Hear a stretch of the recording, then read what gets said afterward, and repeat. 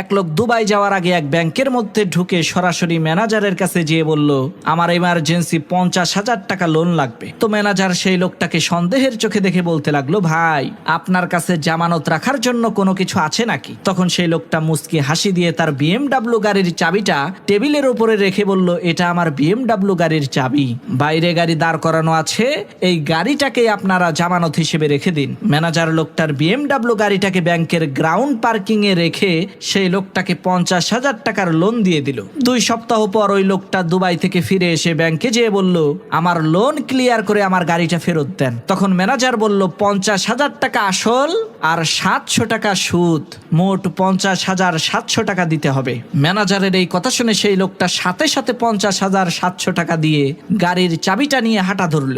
লোকটার এই কাণ্ড দেখে সেই ব্যাংকের ম্যানেজার বলল, ভাই আমরা খোঁজ খবর নিয়ে দেখেছি আপনি কোটি কোটি টাকার মালিক, কিন্তু হঠাৎ করে আপনার এই 50,000 টাকার প্রয়োজন হলো কেন, সেটা তো বুঝতে পারলাম না। তখন সেই লোকটা মুচকি হাসি দিয়ে ম্যানেজারকে উদ্দেশ্য করে বলতে লাগলো, ভাই আমার 2 সপ্তাহের জন্য ব্যবসায়িক কাজে দুবাই যাওয়ার প্রয়োজন ছিল, বাহিরের পার্কিং এ গাড়ি রাখতে গিয়েছিলাম, 2 সপ্তাহের জন্য 5,000 টাকা চায়। তখন চিন্তা করলাম ব্যাংকের চাইতে সস্তা আর সুরক্ষিত জায়গা তো কোথাও নাই, তাই 50,000 টাকার লোন নিয়ে 5,000 টাকার কাম 700 টাকায় সেরে ফেললাম।